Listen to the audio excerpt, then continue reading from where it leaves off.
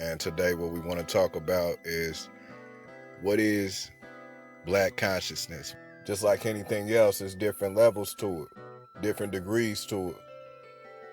And right now I feel like that one degree that we as so-called black people get stuck on is victim consciousness, And like I said, you never forget the injustices of the past or the present.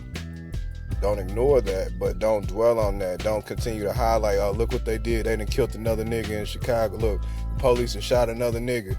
Look at that, man. They done kidnapped a whole bunch of kids, man. The police is doing this. The government, look what they doing to the water. They putting shit in the food, and oh man, look what they doing to us. That's victim consciousness. They want you to do that so you can continue to keep yourself on a lower vibration. If all that shit that they was doing was working, all these different plans and schemes and plots, pumping drugs into the community, putting informants in the community, doing all this, if all that shit was working, excuse my language, but I know who I'm talking to. If it was all working, then they wouldn't have to continue to come up with all these different plans to get you off the planet. Apparently something is not working if they have to come up with 100 different schemes and plots to stop you from reproducing or to make it harder for you to survive on this planet, in this system. So with that being said,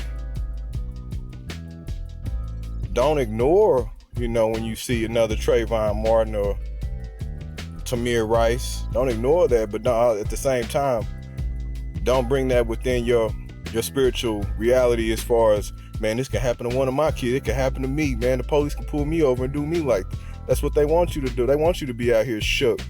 Because when you like that, that gives them the power to take your position.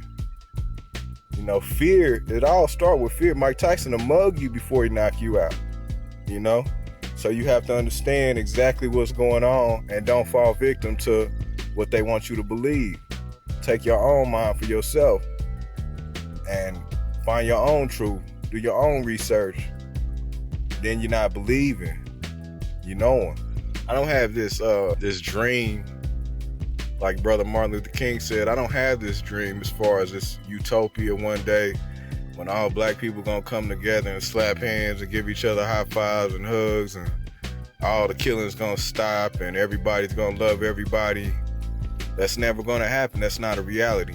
So it's nice, and it's if you feel like that's what you were put here to do, to fight for that, that's good, and I'm with you. But I just don't feel like that's a reality.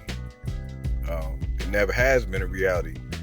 Whenever you're talking about a group of people, there's never been a group of melanated people that's all thought one way, that all believe the same thing, that all fought for the same thing, because you're talking about such a diverse group of people at the same time. But one thing that we can all agree on is the truth. So if we can agree on the truth, then we don't have to agree on everything else as far as what we believe in. And I think that's the purpose of what this consciousness is supposed to really mean to everybody. We can't really get everybody to come under one religious banner. We're never gonna get everybody to stop spending money here and start spending money there. I mean, we can, but you have to start with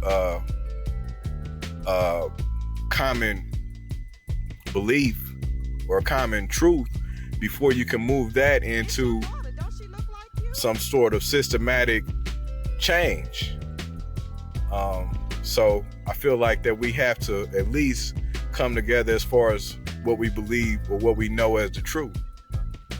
One thing we can say is the truth is that the melanated man and woman were the first human beings on the planet Earth.